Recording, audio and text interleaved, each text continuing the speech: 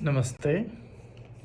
A good day to all my worldwide audience. It's been quite a time. I haven't been in touch with you. For that, ask for your forgiveness. I hope all of you are having a good day. Well, life is a mixed reaction. Some days are good, some days are bad. The good, bad, and ugly. But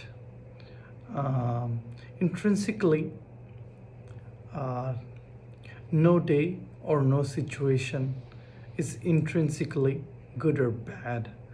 We label a situation a good or bad based upon our perception. And however, all the situations are blessings in disguise for a spiritually awake person. We'll talk about this interesting concept later on. Today, we'll be discussing about God in a very concise manner, with headlines to emphasize what God is and what God is not.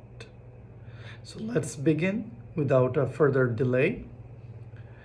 Now, everybody thinks that there are certain myths that surrounds God, and there are certain things said about God which are true in nature. But unfortunately, many of the concept we have about God does not fit into the paradigm of what God is. And I really want to focus on those points. Now let's focus on the fact that which God is and which most of the humanity has got it right about God. First, God is the creator of everything that exists. So, right on one point, God is omnipotent, God is omnipresent, God is omniscient. Another correct point, God, there is one creator who has created not just the physical world, but also the metaphysical world, which I elucidated on, which we call souls or spirits. Some of them take on a body and become embodied soul and enter the physical world like us human beings. There are civilizations beyond our earth, which we like to call aliens. They're scattered all over the universe. Sorry to burst the bubble. We are not the only civilization that exists in the entire universe. That will be an arrogant thought. And next is that there is presence of God in the entire creation. Actually, the intelligence of God, which is creative, which is pure, which is constructive and also destructive, is permeated throughout the ether in the entire universe, which we call cosmic consciousness or divine consciousness, based upon various religions. Some people like to call it Kutastha Chaitanya or Krishna consciousness or Christ consciousness, and maybe other names. But the fact is that the God as we know, which is a universal pure energy or the force that permeates the entire existence, has his intelligence in every corners of our universe and every living and non-living things. Even as I mentioned, rock could not be rock without each of its atoms configuring into a particular arrangement, and vibrating or oscillating at a particular speed. So this is what creates the effect of a rock. And this is not by a random occurrence. This is by design. There is an intelligence hidden in the rock which makes each atoms reside in a particular space and vibrate at a particular speed and organize in a particular fashion, which gives it an appearance of the rock. So, and the cosmic intelligence in each of the sentient beings is in our soul, which is a blueprint of the God, which we can call a miniature God. So this is also truth. Now, saying that there are certain myths which should be busted, we should be myth busters. There is nothing called Satan or the devil. There is no physical objects like this. If there was really, it would have been a part of God, because by definition, God is all there is. So the good news is that there is no devil, neither Satan. However, as I mentioned to you, all the vices, all the things we call wrong, for example, the fear, the sadness, the destructions, the death, the pain, the anguish, unkindness, unforgiveness, the spiritual ignorance. These are all opposite to what God is. To recapitulate, God is one. God is all love. God is all kindness, compassion, wisdom, forgiving. Does not have any personal agenda. Does not have any desires.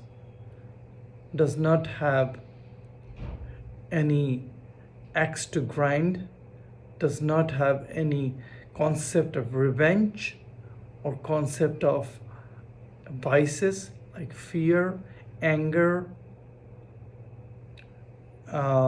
jealousy. So important for us to know. So take shelter in that. God is all loving. God does not send us to a place called hell. There is neither a physical place called heaven nor hell. The entire existence is can be called heaven or hell based upon what kind of situations we create. That means the sentient beings which live in there create. We can create a hell out of this earth, or we can create a heaven out of this earth. If we all live in peace, universal brotherhood, then we can call this a heaven. If we live in a place of unrest, unharmony, violence, in an environment where everybody is after each other, dog eats dog, unforgiving, believes in punishing others, then this is hell. Let me give you an example. There was one person whose son he considered was a bad person. He didn't know what to do. He was a grown-up. He didn't have control over his life. The father was very much worried that he may land into a big trouble one day, or he may go into hell, everlasting fire of hell, and maybe go under eternal punishment and be banished by God. So he asked a saint, like, will my son go to the hell? Then the saint said to the father, let's take an example. You are God. And you thought that somebody has committed evil, and somebody has committed evil, but you love that person with all your heart, would you put that person into everlasting hell of fire? Then the father, without delay, said, "No, I would never do such thing to my son." Then he asked, "If that is your answer, then what do you think will be the answer for God?"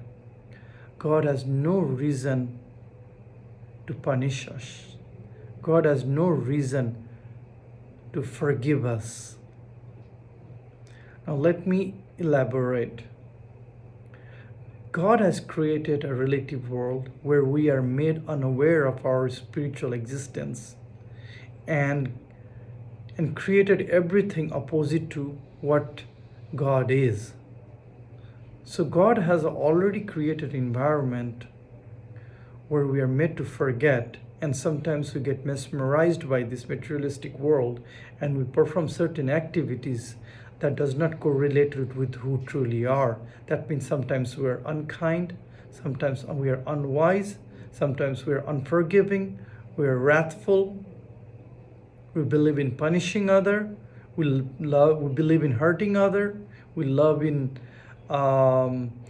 putting fear in the hearts of others. This is not truly who we are.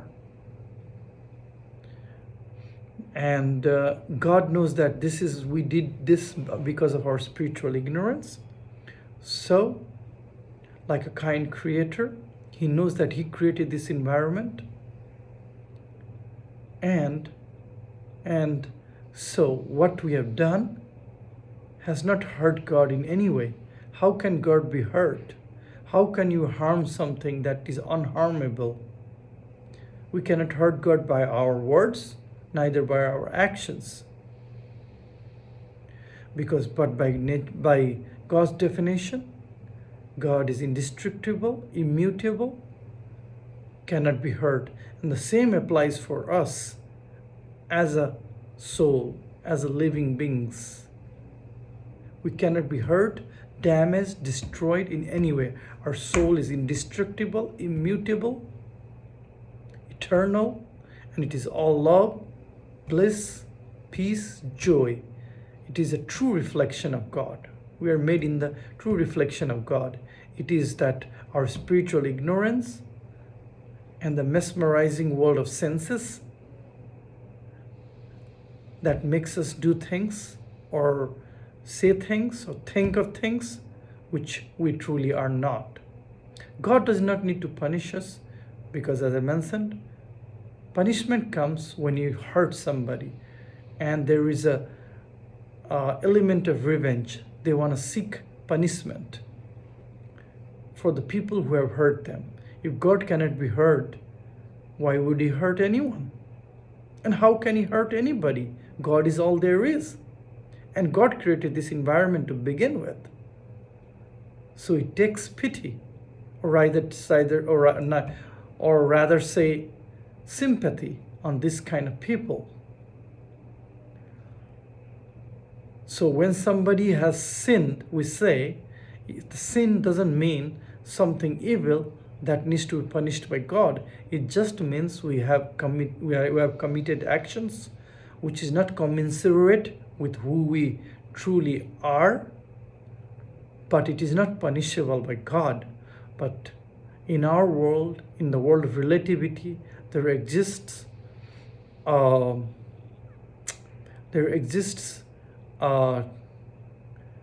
frame called cause and effect, which keeps things in check. For every actions we carry, there is an outcome. If you carry good actions, there will be good outcome. If you carry out evil actions, one day or the other, and evil actions happen. Sometimes we say, God, why this thing happened to me? But sometimes those things are delayed response to the actions which you carried out. For example, let's take a businessman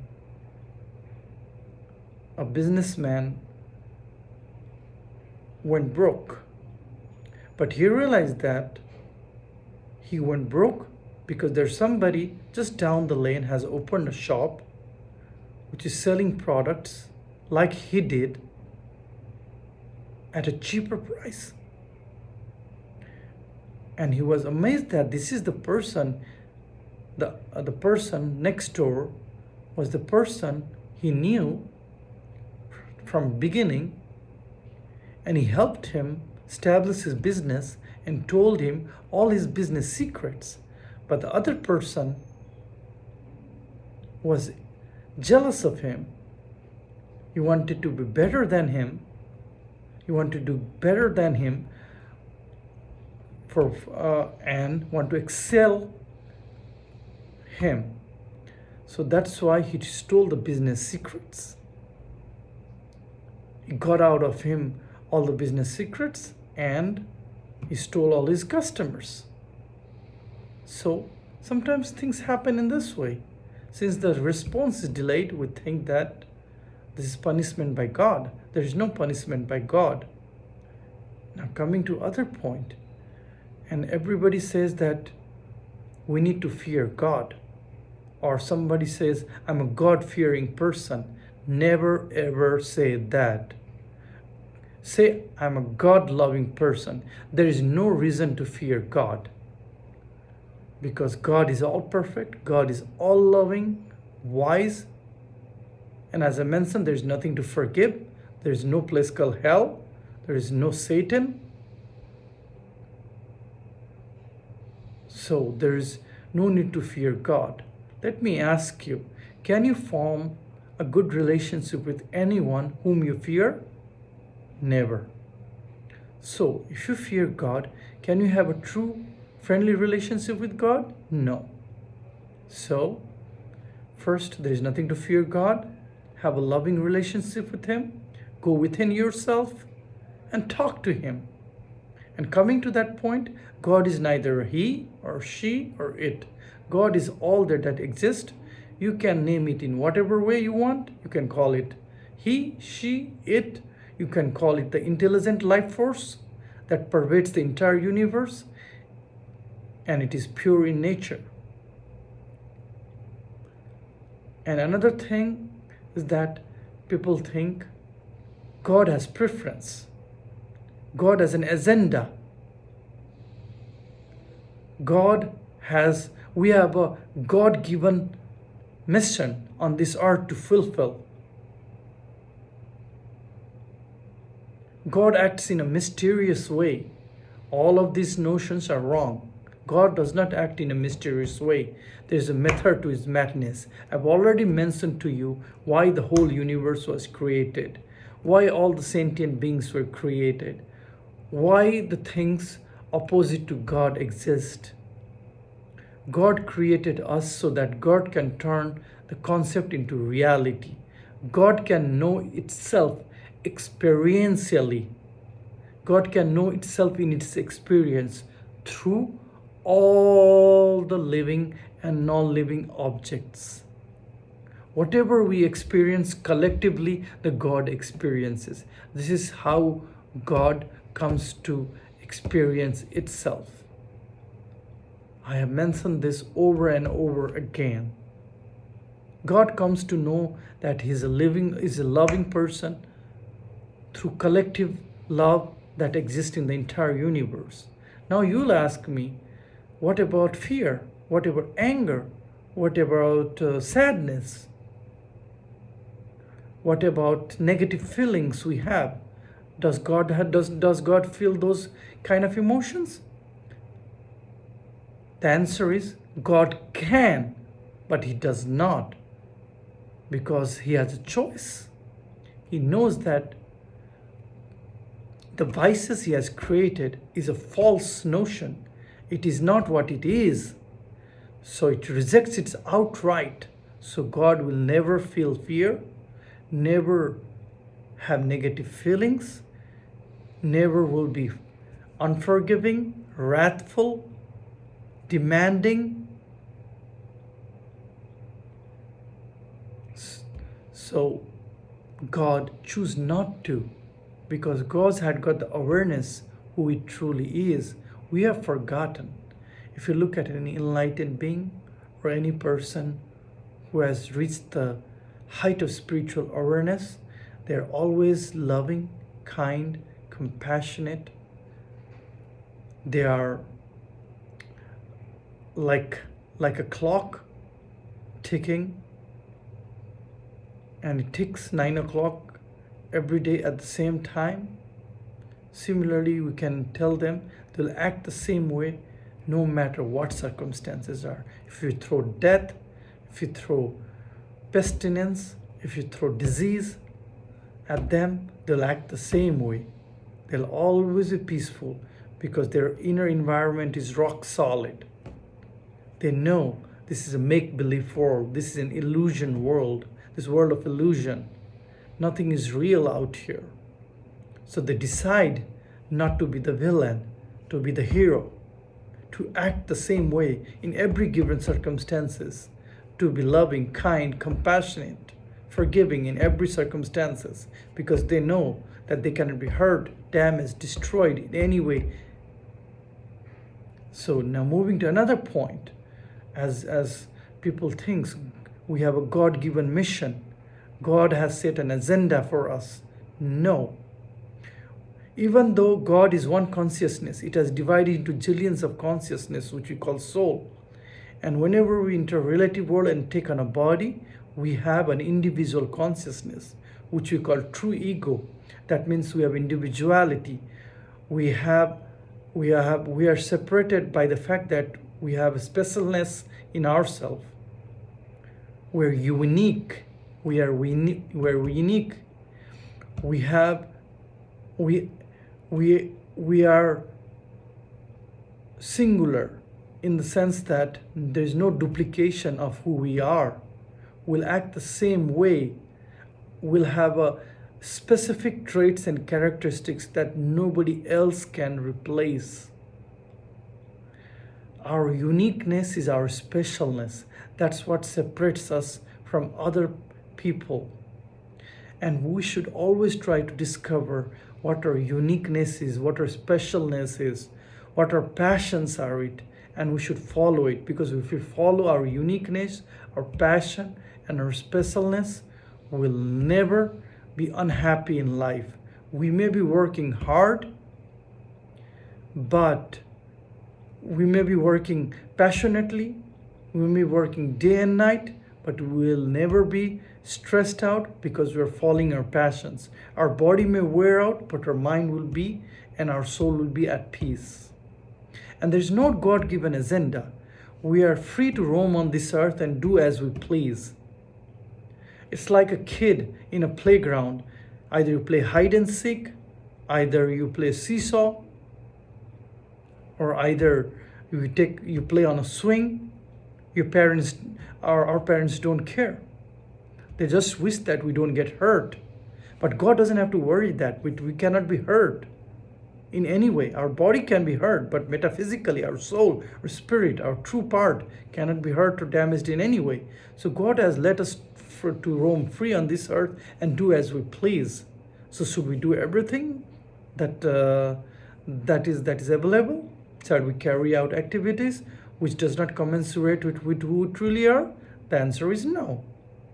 But due to our spiritual ignorance, we do that, and we face the consequences of it in the name of, we call it karma. Karma means actions. It doesn't mean cause and effect. But nonetheless, we have associated with it with karma. So let's take it as a karma. So our karma decides what our fate will be. Our action decides who we truly are. We become what we think. So never think that I have a God mission and go out searching after it. Go within yourself and try to find who you truly are, what you are trying to be, and just become that. There's no outcome associated with that. If you want to be wise, if you want to be kind, if you want to be loving, if you want to be successful, nobody can stop you. This is your true identity. But an outcome is not in your hand. And neither the soul cares about outcome. A soul just cares. He wants to experience himself as a wise person, as a kind, as a loving person. And this is only possible through interaction with other people, through the situations and circumstances we face. We can know the virtues only through the vices. We can know only kindness through unkindness. We can know ourselves as wise when unwisely activities are around. We can know ourselves as forgiveness when there are unforgiving situations around us. So what we experience, we become. So there is no agenda fixed to you by God. You are free to decide what life is. You can create the life you want. So this is very important for you to know. And life is not a discovery. Life is a discovery till you discover who you truly are, what your passions are. Beyond that,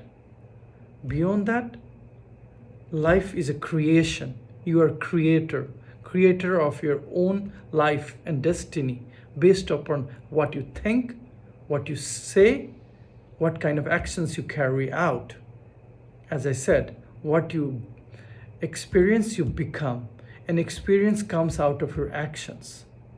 So ultimately, what you think, what you say, what you do is what you become. So always think of nice things. Always think of love, kindness, compassion. In fact, this is who you truly are. So by saying this, we end half of the topic about God. The rest will be discussed next time. This chapter will be called What God Is and What God Is Not, Part 1. And the next topic will be called What God Is and What God Is Not, Part 2. So saying that, I bid adieu to you. Have a good day. Have a blessed day. And keep on spreading love and peace to the world. I love you guys. And talk to you soon.